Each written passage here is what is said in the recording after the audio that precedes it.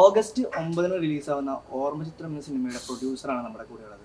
Welcome to Mapstic Media. Thank you. അപ്പോൾ താങ്കളൊന്ന് പരിചയപ്പെടുത്താമോ? എൻ്റെ പേര് ഫ്രാൻസിസ്.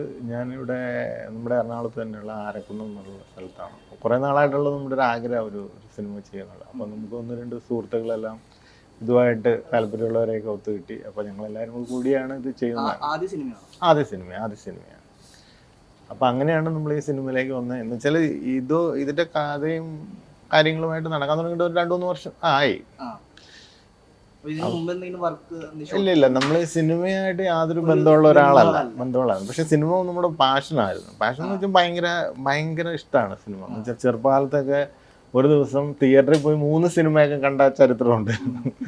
അപ്പം അത്രയും ഇഷ്ടമുള്ളൊരു മേഖലയാണ്. അപ്പം അതുകൊണ്ടൊരു ആഗ്രഹം വരണമെന്ന് ചെയ്യണമെന്ന്. അപ്പം അങ്ങനെ അത് ചെയ്യാനുള്ള ഒരു സാഹചര്യമൊക്കെ ഈശ്വരാനുഗ്രഹം ഉണ്ടായി. അപ്പം അതുകൊണ്ട് നമ്മളങ്ങനെ ചെയ്യും. അതെ. എന്തുകൊണ്ടാണ് ഈ സിനിമ പ്രൊഡ്യൂസ് ചെയ്യാനുള്ള ഒരു കാരണം എന്ന് വെച്ചാൽ നമ്മുടെ ഒരു സിനിമ നമുക്കൊരു ഐഡന്റിറ്റി വേണമല്ലോ. അപ്പൊ അതിനുവേണ്ടി നമ്മളായ ഒരു സിനിമ നമ്മളങ്ങനെ ഇതെല്ലാം ഞങ്ങൾ 1-2 പേര് കൂടി കൂട്ടായി എടുത്തൊരു കഥയും കാര്യങ്ങളൊക്കെയാണ്. അപ്പൊ സംവിധായകൻ ആരാന്ന് നമ്മളിപ്പോ വഴിപോക്കെന്നാണ് സംവിധായകൻ വെച്ചേക്കുന്നത്. പ്രത്യേകത അങ്ങനെയാണ്. ലോകത്ത് അങ്ങനെ ഒരു ഇതില്ലാന്ന് തോന്നുന്നു. സംവിധായകൻ ആരാണെന്ന് സിനിമ ഇറങ്ങുന്നതിന് മുമ്പ് വെളിപ്പെടുത്താത്ത ഒരു അതെന്ന് വെച്ചാൽ ഈ സിനിമയുടെ കഥ ഏകദേശം ഒരു വെച്ചാൽ വഴിയിൽ നിന്ന് നോക്കിക്കാണുന്ന ഒരാളുടെ ഒരു ആംഗിളാണ് നമ്മളെ കഥ എന്ന് വെച്ചാൽ സമാലിന്യ സംഭവങ്ങളെല്ലാം നമ്മൾ ഇതിൽ പ്രതിപാദിക്കുന്നുണ്ട്. അപ്പോൾ ഈ സിനിമയുടെ കഥയായിട്ടൊരു നീതി പുലർത്തുന്ന ഒരു പേരാണത്, വഴിപോക്കാന്ന് പറഞ്ഞത്. അപ്പോൾ സിനിമ കണ്ടു കഴിയുമ്പോൾ കാണികൾക്ക് മനസ്സിലാവും. കാണികൾ 100% അത് അംഗീകരിക്കും ഇങ്ങനെ ഒരു പേര്. ഡയറക്ടറുടെ പേരിലേക്ക് ഒരുപാട് സിനിമകൾ നോക്കിയിട്ട് സിനിമ കാണുന്ന ഒരു കാലമാണ്. ഉണ്ട്. ഇപ്പോൾ ഒരു പുതിയ ഡയറക്ടറാണ്. എന്താ പുള്ളിക്ക് വലിയ പേരുകളോ കാര്യങ്ങളൊന്നും ഉള്ളതല്ല. പേര് വരാനും ആഗ്രഹിക്കുന്നു. ആളുടെ ആദ്യത്തെ സിനിമ. ആ പുള്ളിക്ക് ഇതിൽ വലിയ പേര്. അപ്പോൾ 1-2 പേരുണ്ട് ഇതിന്റെ പിന്നില്. അപ്പോൾ ഒരാളായിട്ടല്ല, 1-2 പേരുണ്ട്. അപ്പൊ അവർക്ക് ഇതിന് മുന്നിൽ വരുന്ന വലിയ താല്പര്യമൊന്നുമില്ല. അപ്പൊ പേരും പ്രശസ്തിയൊന്നുമില്ല. സിനിമ നല്ല രീതിയിൽ കൊണ്ടുപോകാവുന്നുള്ളൂ. അപ്പോൾ ഒരു സാധാരണക്കാരൻ വിചാരിച്ചാലും ഒരു സിനിമ എടുക്കാൻ പറ്റും. ഇത് തന്നെയാണ് നമ്മുടെ ഒരു കൺസെപ്റ്റ്. അപ്പൊ അത് നമ്മള് വഴിപോക്കെന്ന് വെച്ചാൽ ഒരു സാധാരണക്കാരൻ്റെ ഒരു പ്രതിനിധി, അത്രേ ഉള്ളൂ. ഞാനിപ്പോ ഇതിന്റെ വാർത്ത ഒരു വഴിപോക്കനാണ് ഒരു ഡയറക്ടർ എന്നുള്ള രീതിയിൽ എന്റെ അടിയിൽ വരുന്ന കമന്റ്സ് ഒക്കെ വായിച്ചു നോക്കിയപ്പോൾ മനസ്സിലായത് എന്തുകൊണ്ടാണ് അങ്ങനെ കൊടുക്കുന്നത്.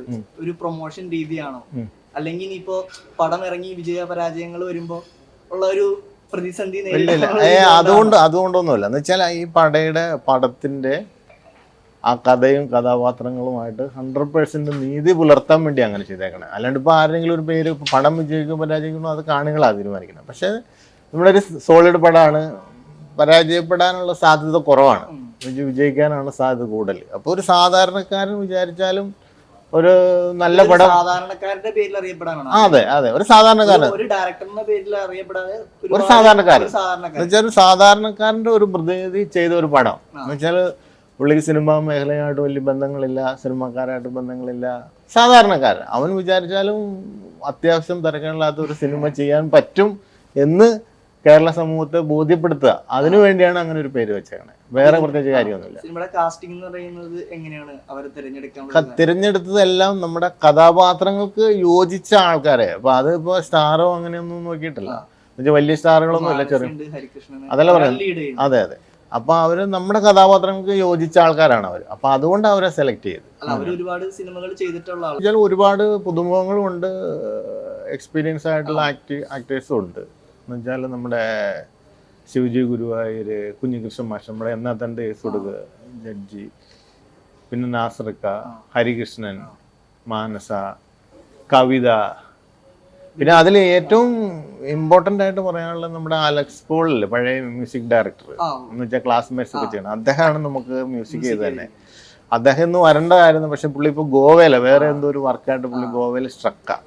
അപ്പോൾ അതുകൊണ്ടാണ് പുള്ളി ഇന്ന് വരാറ്. പുള്ളിയുടെ ഒരു റീ എൻട്രിയാണ്. എന്ന് വെച്ചാൽ നല്ല സുന്ദരമായ 2-3 പാട്ടുകളൊക്കെ ഉണ്ട്. അപ്പോൾ പടം കണ്ടു കഴിയുമ്പോഴത്തേക്കും ഓഡിയൻസിനും മനസ്സിലാവും ഇത് എന്താണ് സാധനം. അപ്പോൾ ഓഡിയൻസിനെ നിരാശരാക്കില്ല.